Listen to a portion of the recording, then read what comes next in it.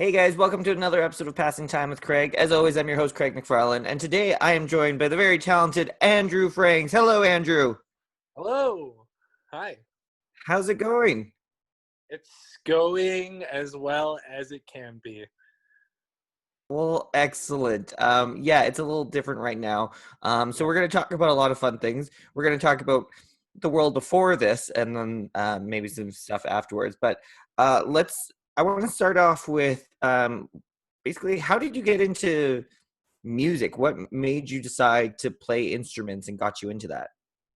I think I was in grade 6 and I was watching Video Flow and I saw the music video for Sum 41's Fat Lip and Steve-O 32 was just like banging on the drums. I was like, I want to be a drummer. And then Yeah. I started drumming first and then just kind of went from there. I learned guitar and then joined some bands, and then yeah, it was just something that I really liked doing. And I was also always a drama kid, so I like performing and playing and being in front of people. So it was just like an outlet to do that, I guess. Yeah. Well, what is it like performing in front of people? That first time you did it, was it just like an immediate like this is everything. This is what I Yeah, need to do. yeah. My first live performance was my grade 9 talent show, and and Oh. then I was like played for my school, and I was like, this is all I want to do. um, yeah, I don't know. It was exciting. It was nerve wracking, and it went by so fast, and I loved it. And then I've just been doing it ever since. Yeah, Yeah, you've been doing it for a long time, and you've been a part of the Ashley 100. I can't believe you guys have been together since 2012. yeah. I can't either. It's been a while. It's the longest I've ever been in a band, like It's a long in a group like this. Yeah.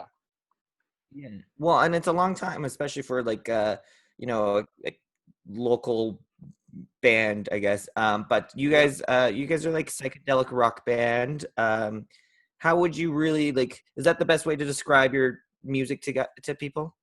Um, it's yeah. I guess that's like I would say that like in like like the simplest way. Yeah, I would say we're like a psych rock band. But I mean, we started off as like a folk band. Like we wanted to make folk music, so like banjo, acoustic guitars, harmonies, and stuff. And some of that has stayed with us, but we definitely have more psyche influences and then ever since Michael joined, like, a little more of a, sometimes it could be like a hip hop ish kind of flair to it, especially percussively. Um, but yeah, I would just say, yeah, psych rock. I think that's fair. That's fair.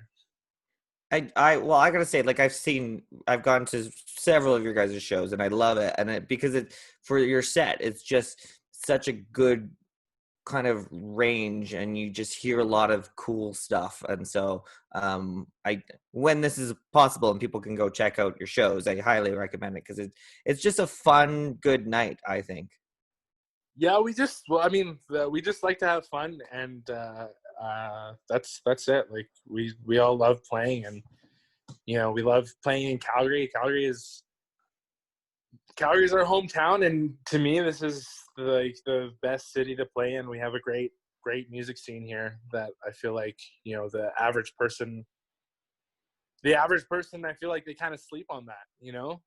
It's but when everything is up and running, like there could be 3 shows going on in one night, and they're all packed and well attended. Like we have a great music scene here, and we have a really strong community and supportive community, and I love this city. I love playing here. No, that's awesome. And I agree with you. There is such a great music scene here. The people don't always give it credit and don't realize that they could go and see multiple bands or singers in like one night, with a wide range. Like there is a type of music performing for just about every type of person, I think.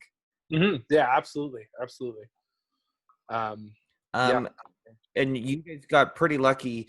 It must have been a cool experience. You guys got to perform on the Coke stage at the Calgary Stampede a couple years ago. What was that Oh like? yeah, it was stressful. we it was like pouring rain when we were like got there like to load in, and they there was like this shuttle that we were supposed to take. We were supposed to park in this parking lot and then take this shuttle. And every time the shuttle came, they're like, "Oh, this one's full. You can't. You're gonna have to wait till the next one." And it was like we're like, "But we have to play. We're supposed to be going over here." And we eventually like drove as close as we could, and we just like hand bombed all of our stuff, like trekking through the rain with all of our gear through the Stampede grounds, late for our sound check. Oh yeah, it was super stressful, but once we did a quick sound check and everything, like it was awesome. Like it was really cool. It's like that's like the dream as a Calgary musician, right? Is to get to play on the Coke stage. Like it was awesome. It was cool. Yeah, One no, it was cool. I resume. didn't.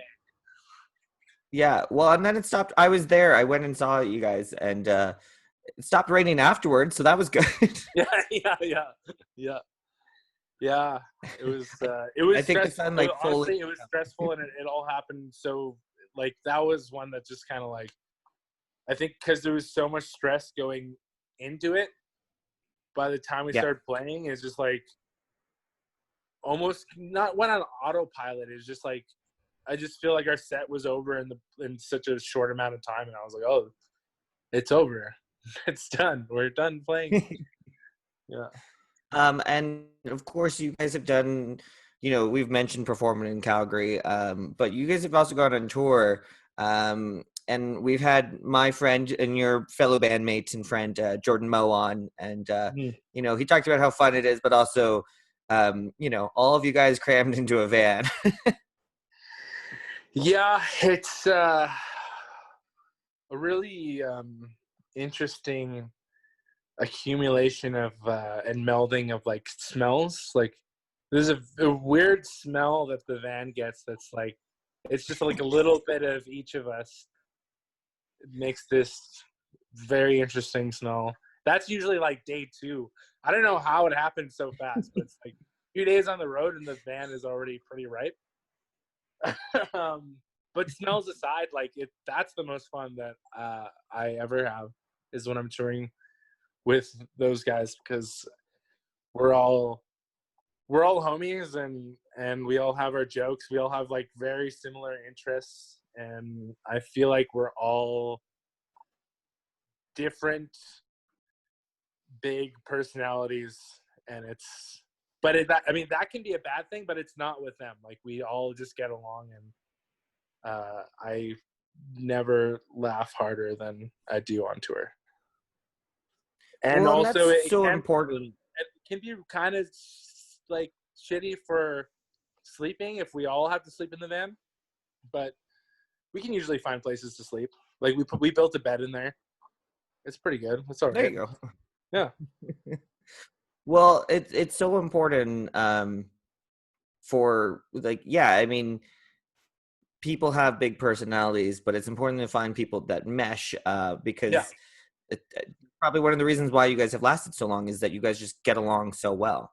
Yeah, we definitely do. We all mesh really well together. Like we're all it's very cliche to be like my band members are my best friends, but I mean, it's true. We've transcended friendship, and it's we're all like siblings, it's like but in a good way. The family we That's chose. good. This is our feel good episode. Oh, I can make things a lot darker if you want. Oh, we'll see. We'll see how it goes. We'll see how it goes. Do you have a favorite song of your guys's or one that you just feel really passionate and proud of? Um, I do. I think. Well, hold on. Let's see. Lonely Love is always a good one to play live. I'm like really proud of that song because that song was almost scrapped. But then when we were recording our album, our producer said, "Y'all need one more banger on this album."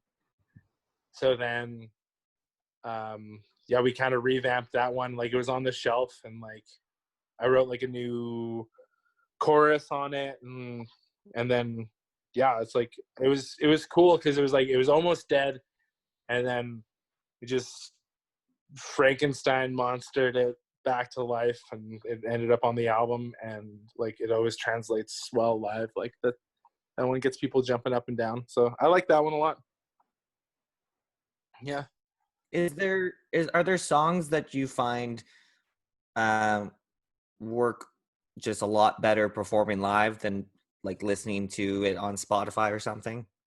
Yeah, I honestly I feel like a lot of our songs translate better live, if I'm being honest. Like I do like our recordings and I'm proud of them, but I feel like we've yet to capture that real like live energy to it. Yeah. Even though our first album, like a lot of that was recorded live off the floor.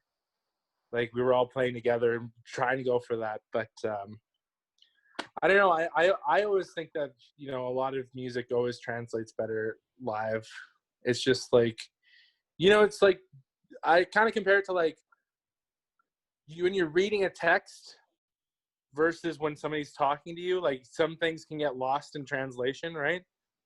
Yeah. I feel that way with some of our songs. I feel like it's like somebody could listen to it on you know Spotify or Apple Music or whatever, and then come to a show, and it'll be a completely different experience and song to them. You know, Yeah. if No, that makes sense. I agree. And well, and I think you've made a great example because I'm very sarcastic and unfortunately my text messages don't always convey that. Yeah, I feel that. I feel that. So you mentioned that you started playing drums first and then you learned guitar and you do keys. Um, what was the easiest instrument for you to learn?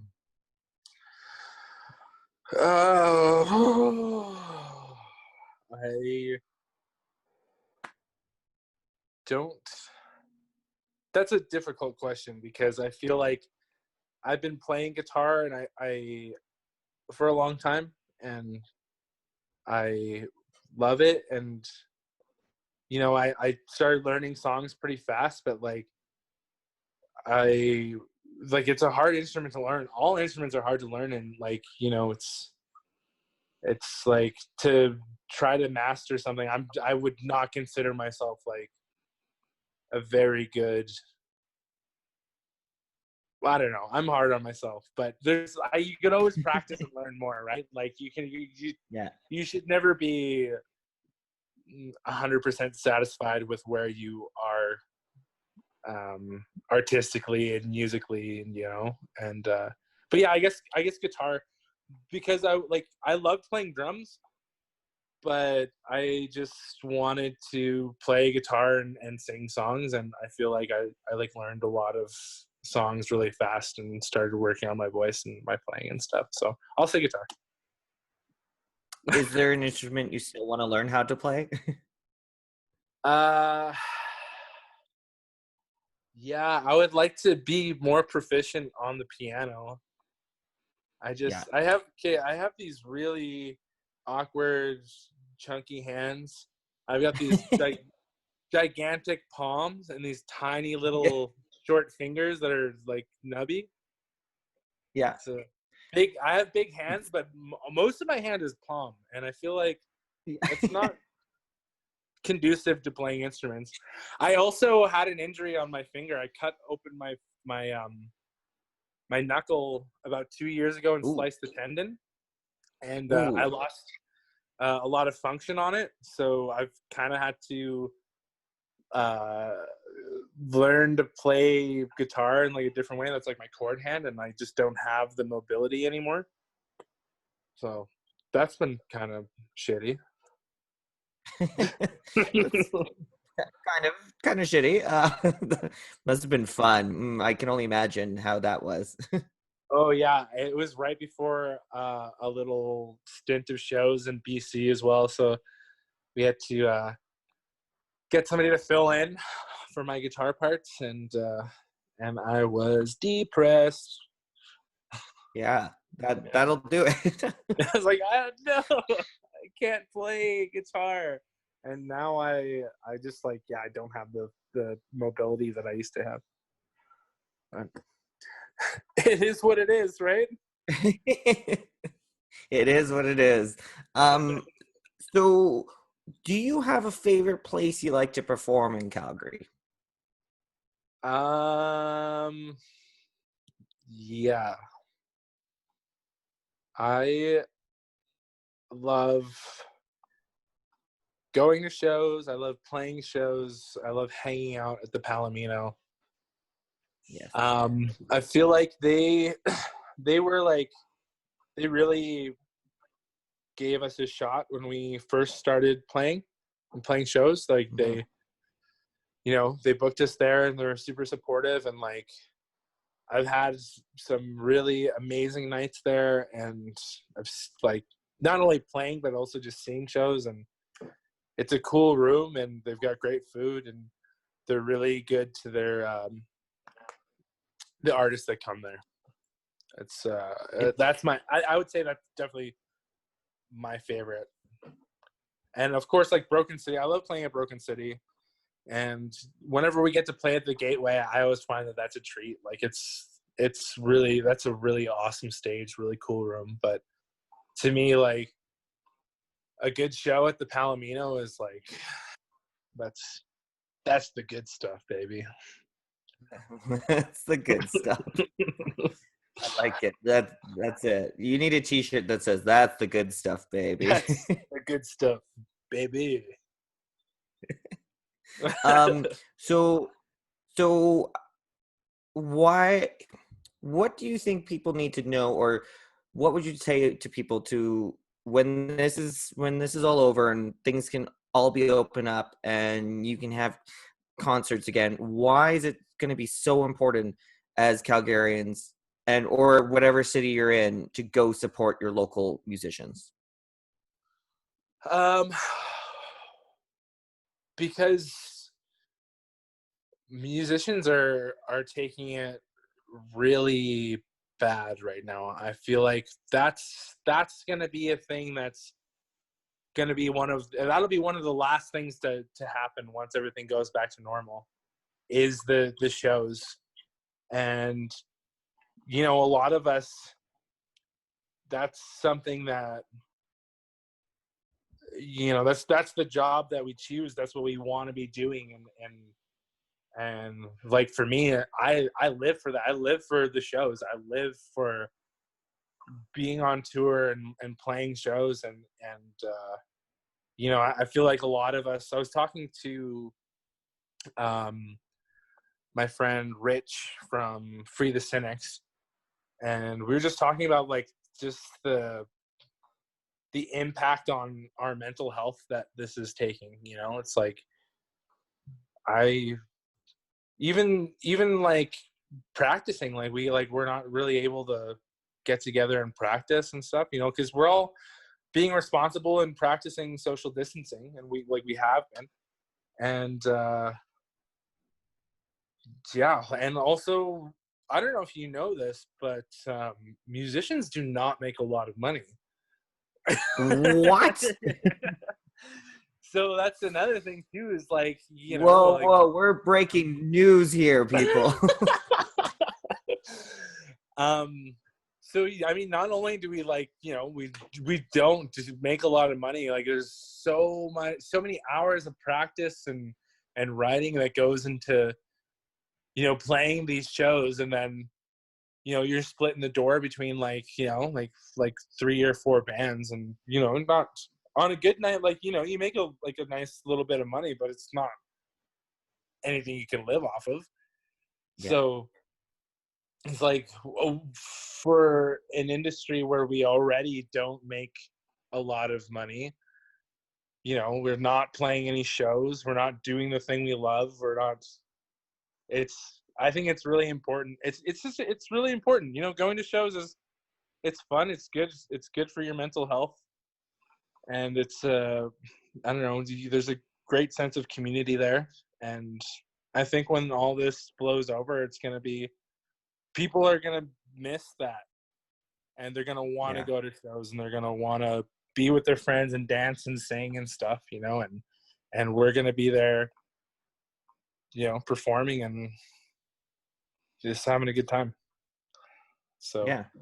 I don't know. They're a lot of fun. And I mean, most of the time, most shows in Calgary are like 10 to 20 bucks at the door. Like it's It's or not you know, a lot.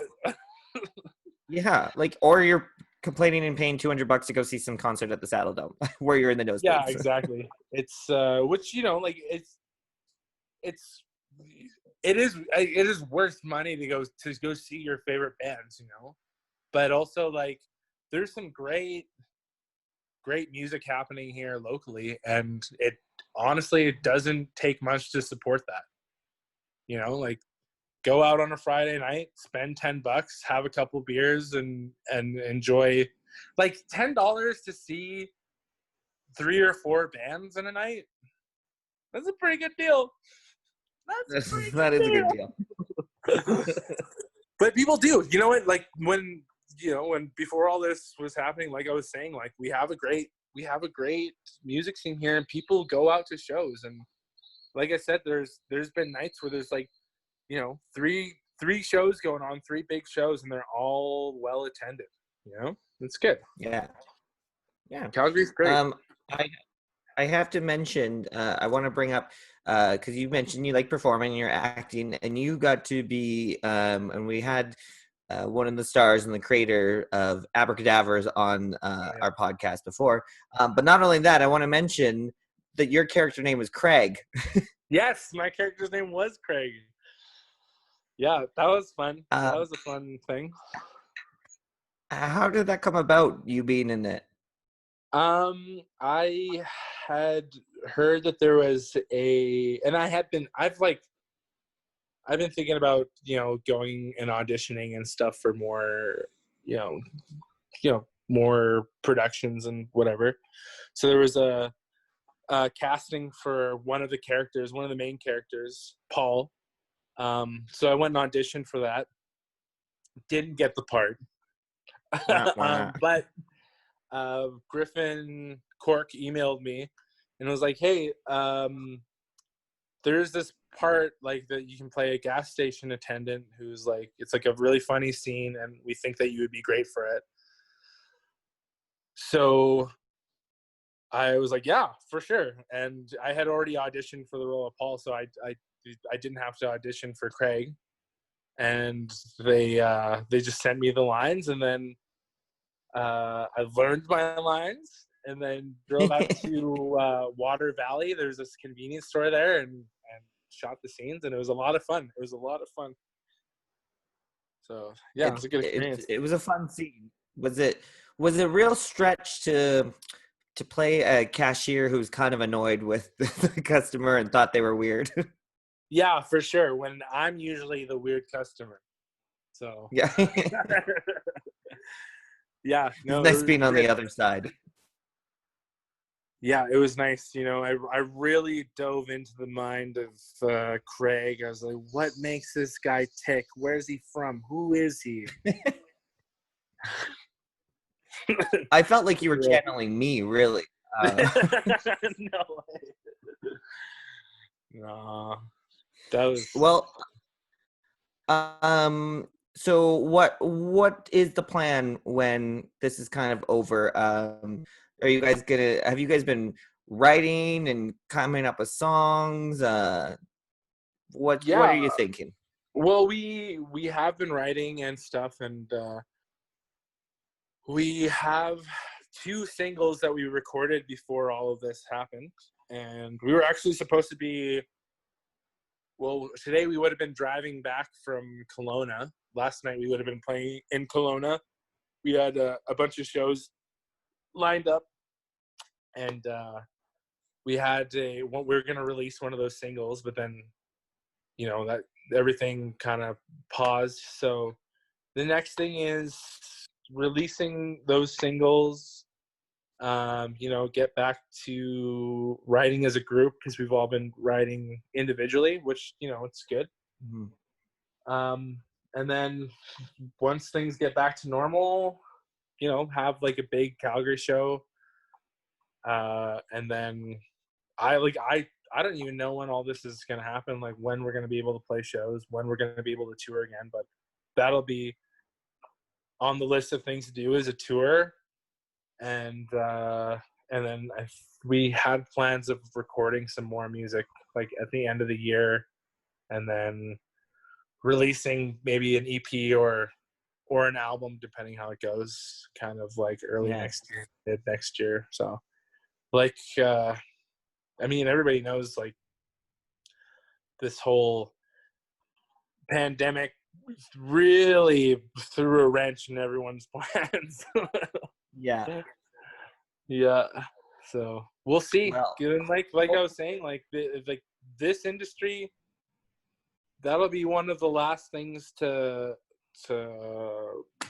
open, right? Like that, like shows and stuff, and like dancing and being close, and speaking moistly to people really close together. It's gonna be. I still think it might be a little ways away. Yeah. Well, hopefully it's, we can do some stuff and we can get this going again, because I mean, you guys put on a great show. I've always liked it. And so if people want to, you guys have a website, the ashley100.com, and then people can listen to you guys on Spotify. You guys are on Facebook. You guys are on Instagram. So people can check out your stuff to keep up to date when you guys are going to be around there, but also listen to some of your music now. Find something new to listen to. You have the time, people. Have the time. Yeah, we're on everything. We're on TikTok. I think our stuff is on TikTok. Are. Is that that's, do you TikTok at all? Do you ever look at TikToks? Do you TikToker? I have it downloaded on my phone. I haven't done anything. Don't understand it, but I think that's my new plan, is to figure out how to get into this. I love TikTok cringe. That's what I'm TikTok cringe. Yeah, TikTok cringy videos. It's good. It's really good stuff. Lots of entertainment on there. Just trying to stay hip with the kids, Yeah. You got to keep in touch with all of them kids and what they're up to these days. You don't want them to take your place. Yep. Well, as long as they stay off my lawn and mind their own business, then I'm fine. I feel old. Watching TikTok and that whole movement makes me feel very old. Yeah. Well, that'll happen to you. I think that's why I'm avoiding it. So we'll see if I get into it, or if I start and I go, nope, just throw my phone because I don't understand it. And I don't understand it, and I don't like it. Yeah. That sounds like a lot of people that I know. Yeah. Well, Andrew, I can't thank you enough for being on here today. It was a pleasure talking to you. Seriously, people, go listen to the Ashley 100 on Spotify or wherever you listen. Go check them out on TikTok. They're everywhere. Thanks for having me. No problem. And make sure to follow us, guys, at Passing Time with Craig on Facebook, or follow us on Instagram at PTW Craig, and check out our new site, passingtimewithcraig.com. Thank you, Andrew, and we'll chat soon.